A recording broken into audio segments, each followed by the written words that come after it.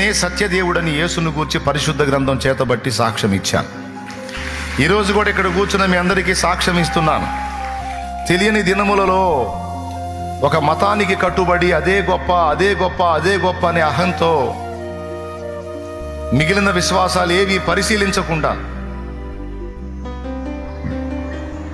పొరపాటున చేసినటువంటి ఆలోచనలన్నిటినీ దేవుడు క్షమించి నా కళ్ళు తెరిచాడు.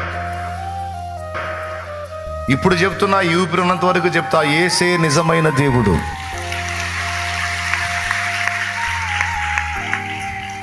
యేసే రక్షకుడు. యేసునందే నిత్య జీవం. మానవాళి పాప పరిహారార్థమై ప్రాణం పెట్టి తిరిగి లేచి పాపైన మానవుడికి తన తప్పులు దిద్దుకొని క్రొత్త జీవితాన్ని అనుభవించడానికి మళ్ళా అవకాశం ఇచ్చిన ఏకైక దేవుడు ప్రభు అయిన యేసుక్రీస్తు ఒక్కడే. ఇక లోకములో మిగిలిన వారెవ్వరూ కూడా అరిషడ్ వర్గాలను జయించలేదు. పాపుల కొరకు వారేమీ చేయలేదు. ఇంకా చెప్పాలంటే వారి జీవితాల్లో ఉన్న పాపాలకు కూడా వాళ్ళు ఉత్తరం చెప్పుకోలేదు. వారికి మానవులకు అందరికీ దిక్కు యేసే. ఒకవేళ వాళ్ళు ఉంటే, వారి చరిత్రలో నిజమై ఉంటే, వాళ్ళు కూడా అరిషడ్ వర్గాలకు బానిసలై ఉన్నారు, చరిత్రలు చెప్తున్నాయి కాబట్టి, అంటే వారి చరిత్రలు చెప్తున్నాయి కాబట్టి